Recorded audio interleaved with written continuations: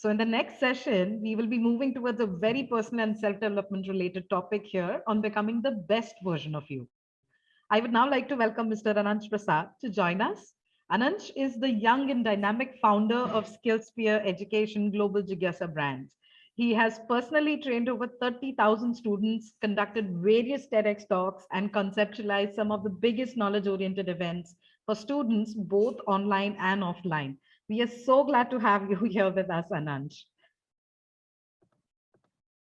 Thank you so much, Mamta, and thank you so much, EduBridge India. In fact, I think I really wish I was back in college, receiving an opportunity to participate in something like a skills factor where you have such an august set of speakers enlightening all of you about so many different concepts, right from cryptocurrency to data science to IT to cybersecurity. And I really hope that you make the most of this opportunity. I think it's a great endeavor by EduBridge. So thank you so much, Mamta. And without much ado, I'd like to quickly move into what I have to speak about today. It's a short session. It's only 26 minutes. Typically, the topic that I am talking about would be one that would extend to maybe even 3.5, 4 hours. But I'm going to try and keep it as short and sweet as possible and cover all the most salient aspects of the area that I'm talking about. A little bit about me. Well, I'm not going to waste time on this too much, but well, I'm basically a soft skills trainer, a 21st century skills developer. I think what really helps me run an organization that I do, and which will help every one of you, is being a lifelong learner. So that's very, very important. And especially in the area of soft skill development. So that's what SkillSphere Education as an organization does. We run a range of public speaking, global awareness, and personality development programs for students and adults, over 2 lakh of them across 7+ countries. Very happy doing this. I completed my master's from Cornell University and came back to become a public speaking coach, TEDx speaker, and started SkillSphere Education then.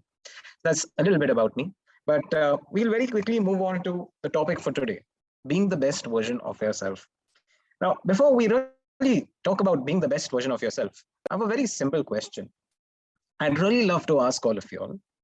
We are always running after this word. You want to be the best. You want to be the best public speaker. You want to be the best coder. You want to be the best at data science. You want to be the best at acting, maybe.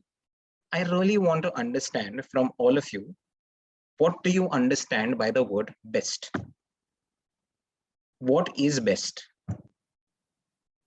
I think that's a very deep question that any one of us who wants to have a successful career needs to answer. Like, what is the best? I mean, what is the best skills factor speech? What is the best athlete? I mean, who's the best? Is Sachin Tendulkar the best? Is Usain Bolt the best? Is Roger Federer the best? How do you define the best? And how do you define the best of the best? Yeah, I'm sure a few things. Unique by benchmark. Okay, how many benchmarks exist in the world? Best being unique by a certain benchmark. Who judges that benchmark? Topmost in comparison. It depends upon who's making the comparison. For me, you might be a better speaker than the person next to me. Top position of perfection. What is perfect perfection, please? Keep learning. Yeah, somebody who keeps learning is definitely the best. That's a nice answer, Santosh. I really like that. Yeah, but coming to the point, well, I think the whole concept of best is a very flawed concept. The concept of the best is an even more flawed concept because, well, it doesn't exist. Best only exists in certain frames of reference. All right. For me, what is best might not be the best for somebody else. And you have to understand that when you decide to go and take up a job and you get rejected in an interview and somebody else gets accepted, it is not because they are the best.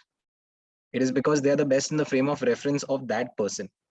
So in such a case, you cannot keep modifying yourself or your personality to suit different interview environments, to suit different job profiles, or to suit different bosses.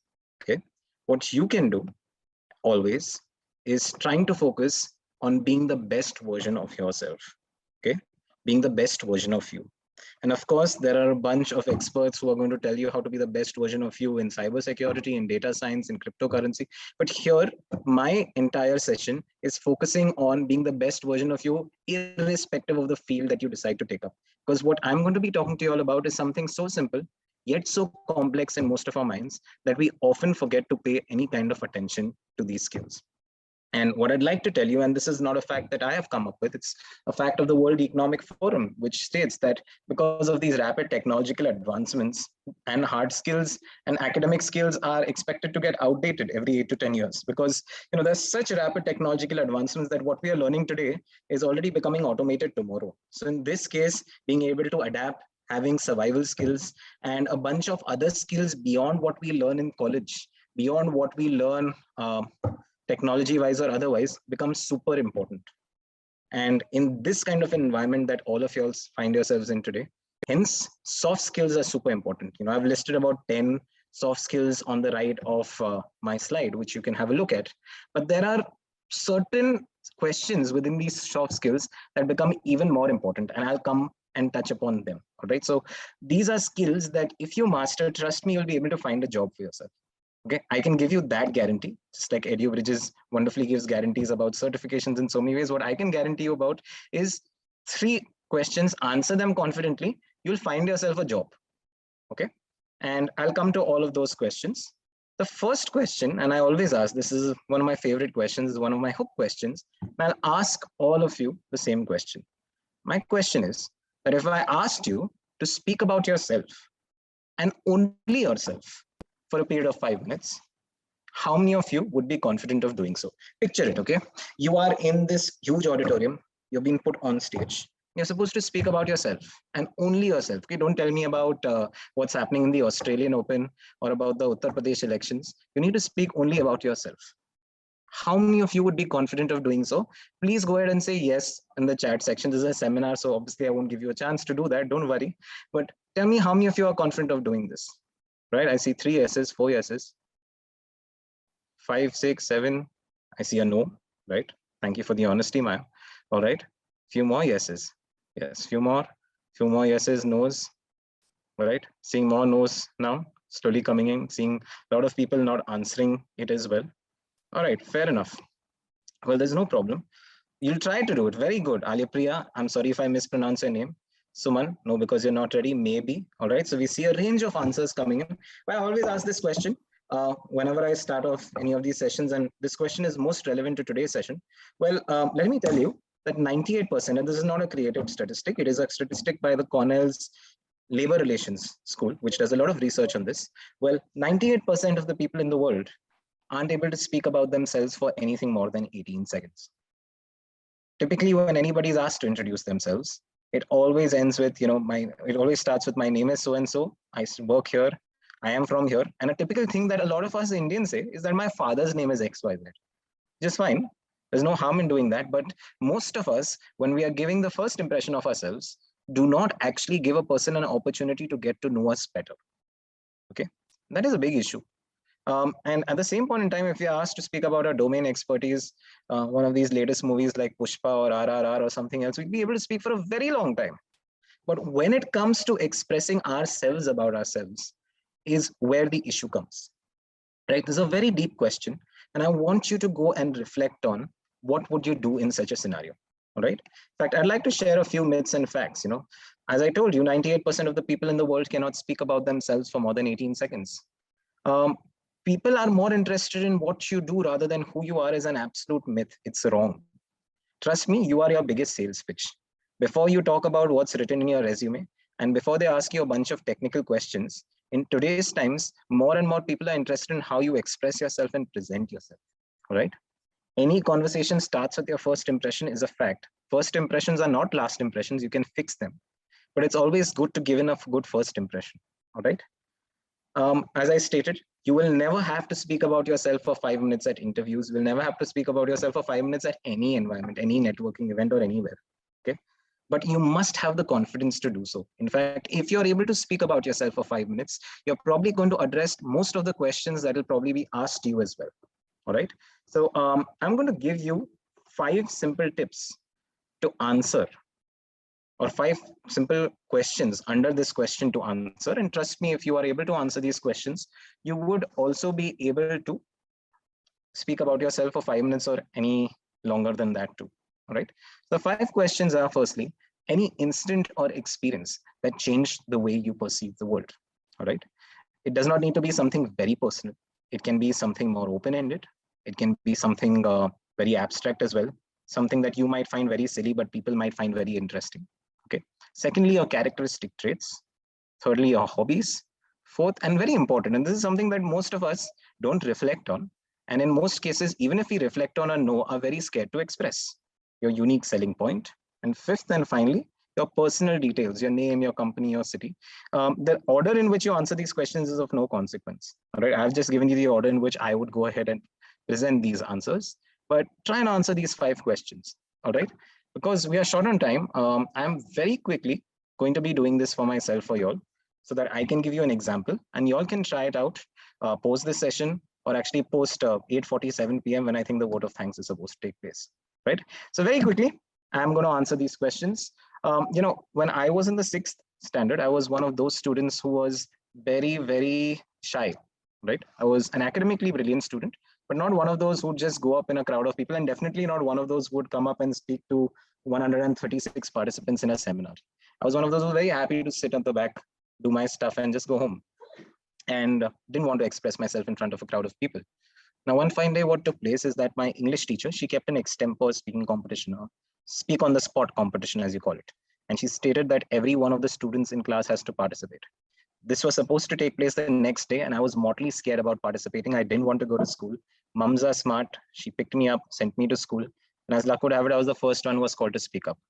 And the topic that I was given was my school. And I knew a lot about my school to be able to speak about it for probably 20 minutes. But I didn't open my mouth. I was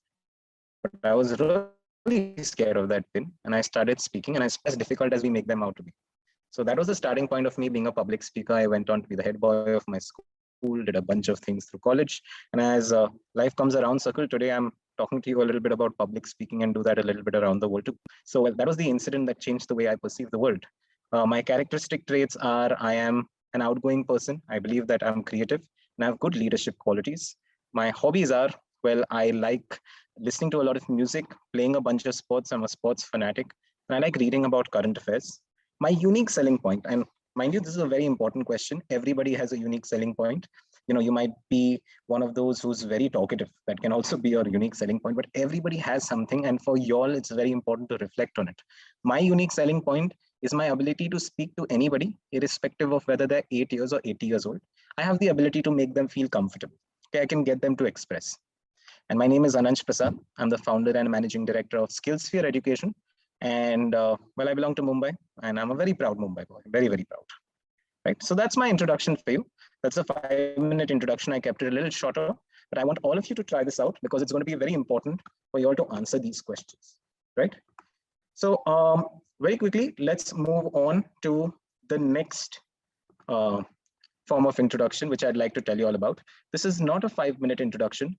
This is what you call an elevator pitch. So I want all of you to imagine that y'all are in an elevator and you really want to introduce yourself to somebody who you want a job from. All right. Now you enter on the 5th floor and you have to go to the ground floor with them. Well, you're not going to get anything more than 30 seconds because as soon as you reach the ground floor, both of you move your separate paths. So in this kind of a circumstance, what do you really do? You're not going to go and say, hi, sir, I'm a big fan of you. I'm a big fan of your work. Because by then the elevator is going to go down. Or hi, ma'am, it's not going to work out for you.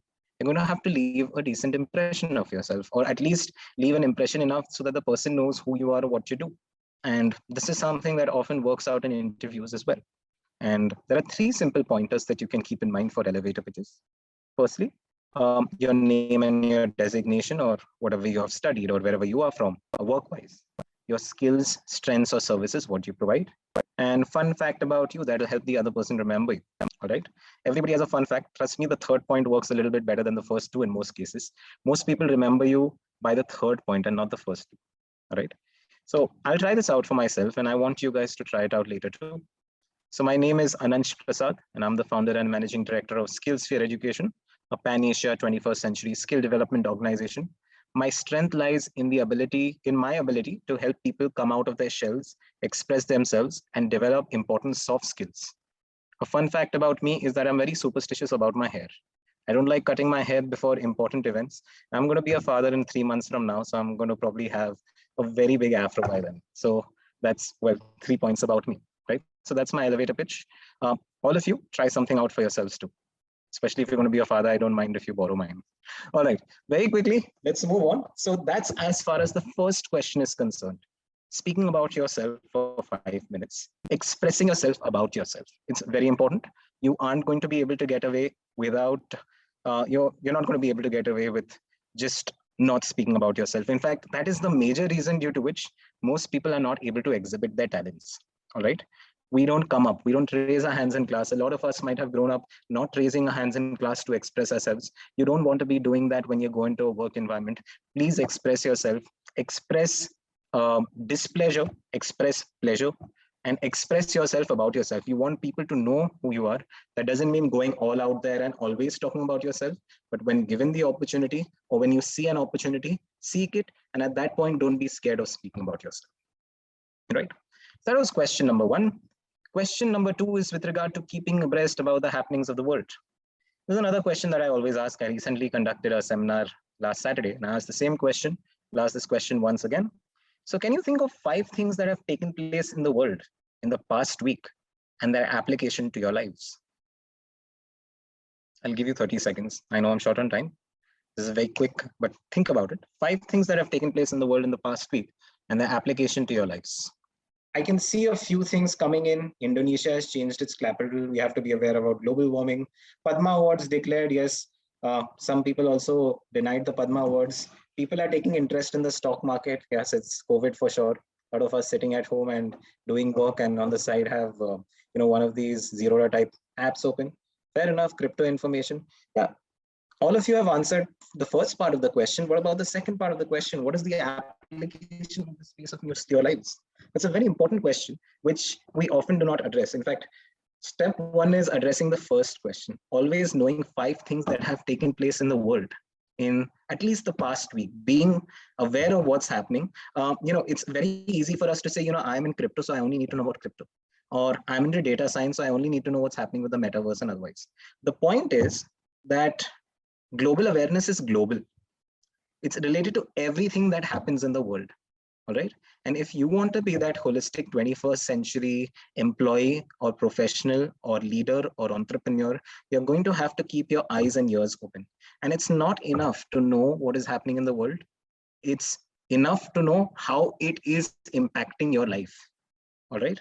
Every piece of news, unless it's trivia, unless it's about how Vamika's photo got taken while she was sitting with Anushka Sharma, Virat Kohli and Anushka Sharma's daughter, unless it's about Vamika's photo being taken while there was an India-South Africa match taking place, that's called trivia.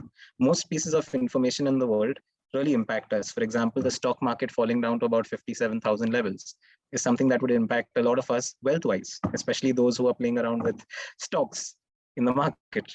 The fact that the Uttar Pradesh elections are going to take place very soon are also going to impact some of us, especially from northern India, and even otherwise in the larger landscape of what takes place for us 2 years from now.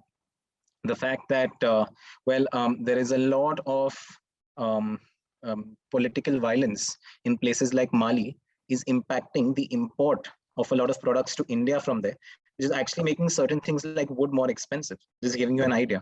Well, I know this because I try and correlate news. I try and see the impact of a piece of news on my life. It's very important for all of you to try and do so as well. And I'll tell you from 3 different perspectives why this is important. Perspective number 1 is most conversations are lost because we don't end up having them. And we don't end up having them because we are a little scared of being asked something that we don't know about. All right. And most of these don't know about things come from different happenings of the world, different global awareness occurrences. Okay. So keeping abreast gives us points to talk. Perspective number 2 is that it's a huge icebreaker. Often we don't know how to break, the ice to engage in a conversation. Anything happening in the world is a beautiful source of breaking open a conversation and taking it forward. And point number 3 is the simple fact that it helps to keep us immune to anything that's happening in the world. Okay, whether you're in the stock market or otherwise, it's very important to know what's happening in the world. We'll automatically know whether we should cancel our flight to UK before we get a 0 refund for it in a day or 2 because, well, India and UK have cut down travel because of COVID. Okay, just giving you an example. This is another important question. I want all of you to try and answer this question. That's very important. Okay. Question number 3 is the last question. And the question is, can you stand up in a crowd of people and express your opinion if all of them disagree with you? Okay. Imagine you're in this crowd. Imagine you're in a classroom. All right. And 8 people say yes to something. You're the only one who says no. How many of you would actually not raise your hand to say no and probably just say yes to stick with the majority? And how many of you would actually be confident enough to stand aside from the majority and express your view confidently? I'm going to open the chat section again and see what. All right. Yes, very good, Yuvin. Yuvin says yes. Shobha says yes. Nena says yes. Few people saying yes. Alipriya has actually faced that once. Great, great, Ankita. Very good. All right. Okay, fair enough. Fair enough. Quite a few.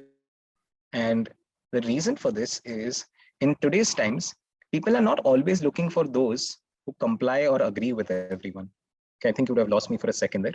But people are not looking for those people who comply or agree with everyone at all points in time. People are looking for those people who are able to express their views confidently.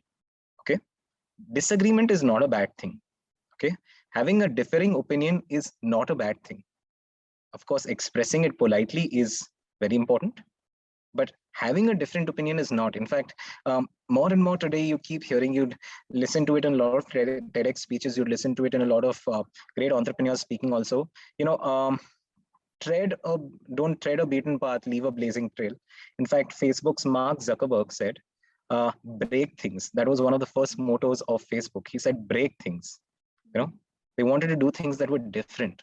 So it's very important for you all to be able to express these things that you want to do differently as well. You can't, try and always keep up with everybody else, because at the end of the day, you want to be that one person who's standing out with your hand up when everybody else has it down. Right? So please try and develop that confidence to stand up and express yourself irrespective of the environment. All right. There are ways of disagreeing with things as well. You don't always need to be like, no, I'm not going to do this. No, you're talking absolute nonsense. You can always start off by saying, yes, I agree with this point, but at the end of the day, this is what I feel will work. Okay. That's soft disagreement as compared to strong disagreement. There are many aspects to it, but I want you all to be able to think of how will you be that one person who stands out, and think every one of us has had a situation where we have not raised a hand to express displeasure or disagreement. Try and make sure that does not take place. All right. Now, quickly moving on to the last couple of slides that form a part of my session, design thinking in daily life. We keep talking about design thinking as an important 21st century skill. It's spoken about extensively at a K-12 school level. Well, it's very important even at college levels and for anybody who is looking for a job today. All right. Design thinking is, in a way, an extension of problem solving. It's actually solution probleming. And we can train ourselves to think in a design thinking way. It's different from design thinking in technology. But I'll tell you one thing. One thing that often puts us at a disadvantage as compared to individuals in Western setups is our way of thinking. Our way of thinking is beautiful. All right. We are very algorithmic. We follow very structured processes from point A to B to C to D. And we're able to follow instructions beautifully, which is why most of the outsourcing agencies for tech and IT and otherwise lie in India. Okay, we're able to follow directions. But often when it comes to innovation, only a few of us possess that ability to exceptional levels. And it's because we are so used to thinking in a set way. That's probably because of the way our educational system is set up and our exams are as well. Past 10 years papers, past 12 years papers will probably get you a 75, 80% at the minimum. But in today's jobs, in today's professions, we have to be able to think out of the box. We have to be able to come up with unique ideas, and learning how to design think will really help us with this. Okay, we need to think out of the box. And design thinking, the way I like to look at it, is simply solution problem. Okay, we always look at problems and try and come up with solutions for them. Try and look at solutions and apply the same solution to multiple problems in different domains. Okay, try and look at a solution that I've used for one thing and try and see where it can be used for something else altogether. That's really what solution probleming is. You don't start off with a problem, you start off with a solution and get it to reach many problems. Just like one problem has multiple solutions, one solution can solve multiple problems. Just giving you a basic example of Swiggy, a food delivery app. All right. Think of how the same idea that Swiggy has of delivering a product can be used in multiple different domains. All right.